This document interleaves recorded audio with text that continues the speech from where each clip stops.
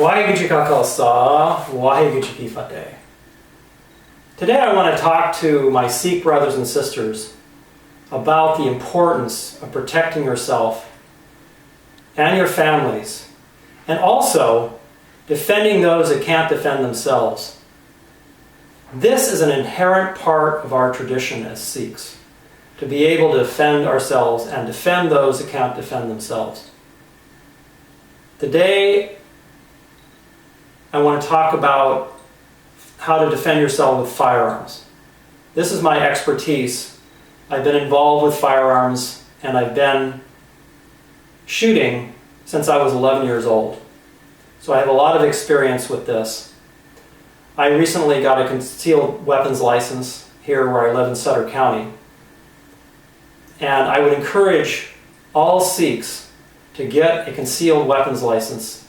In California, they're available. You go to the sheriff's department and apply for one. And be sure to tell them that you want this concealed weapons license because there have been so many attacks on Sikhs.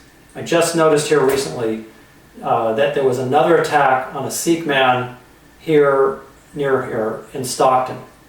And the man who was attacking the Sikh came at him with a gun.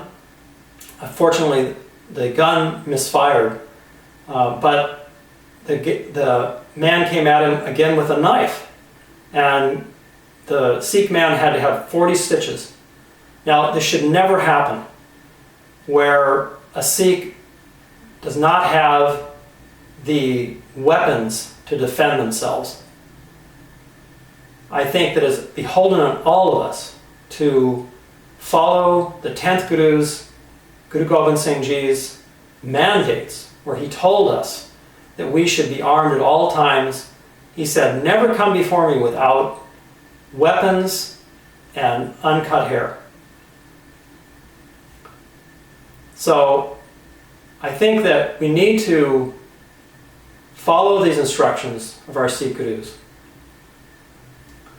And we need to train with firearms and weapons. I encourage you to search out places where you can get self-defense training, and you can call me too. You can call me at 505-903-2675. I'd be happy to give you any advice. I'm available that I can speak at Gurdwaras about this issue and about the importance of defending ourselves and defending our Gurdwaras. I don't have to remind you about the 6 Sikhs who were viciously attacked and killed there in Wisconsin last year. So we don't want to let this happen again. We need to stop these attackers. This is the reality of living here in America. I think many Sikhs who come from India think that it might be the same as it is in India, where Sikhs are highly respected. In fact, Sikhs are called Sardar there, and they're usually looked up to there in India as being the protectors. But here in America, it's a completely different situation, where Sikhs are looked at as part of this Taliban or the followers of this Osama bin Laden, because we wear turbans and we wear long beards. So we need to face these realities. Now I want to show you a little bit about the arms that I have and about how to use them and some suggestions. And again, I encourage you, you can call me anytime, write me at my email address, which is Gurusant, Gurusant @hotmail.com, or call me anytime. The first firearm I want to show you is this .38 caliber Smith & Wesson revolver. Now this is a very simple but effective weapon. I've had this revolver now for 35 years. And fortunately I've never had to use it against anybody, but it's always available. I always carry it on me. And you can see here I carry it on in my belt in a holster. And then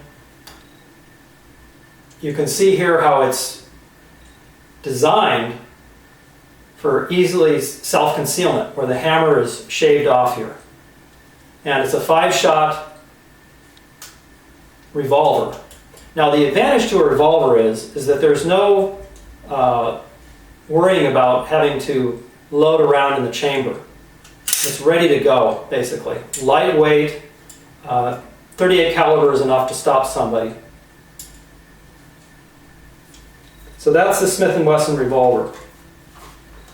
And the way I conceal it, maybe with a small jacket like this, you can see here that it covers the revolver, like that.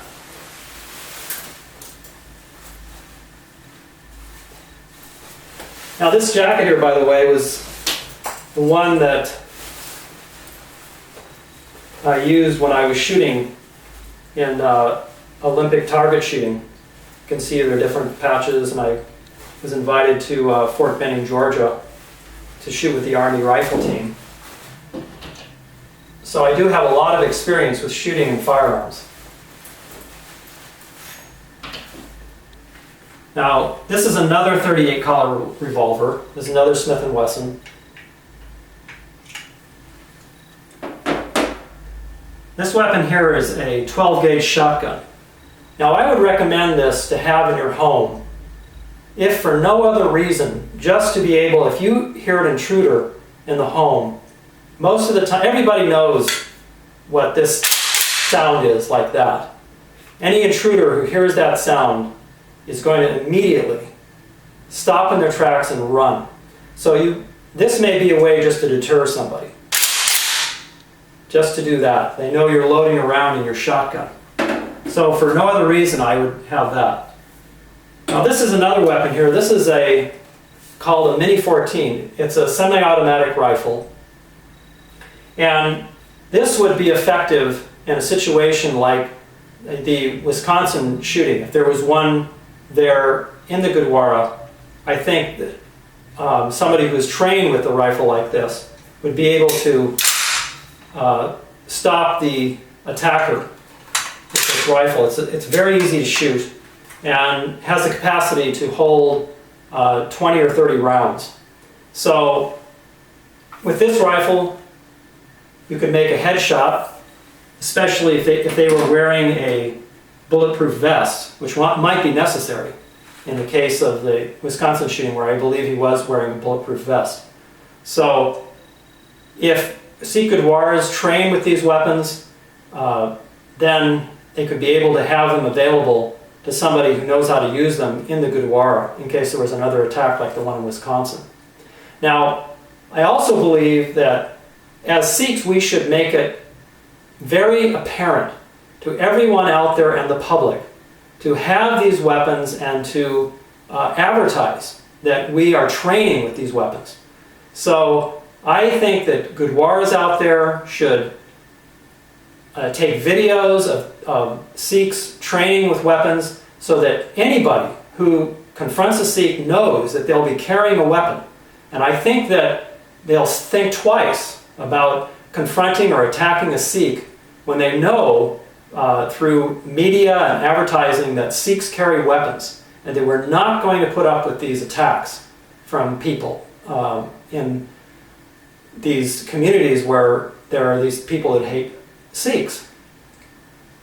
So again, I encourage all of you to write me, to write your Sikh Gurdwaras, to ask them for training, and we can, by all of our efforts, we can show the public and the community that we are trained in self-defense and that we are standing up for our rights to be able to be peaceful and to be able to go and come as we please, as we should be able to as free Americans. Thank you for your time. Waheguru Ji Ka Khalsa, Waheguru Ji Ki Fateh.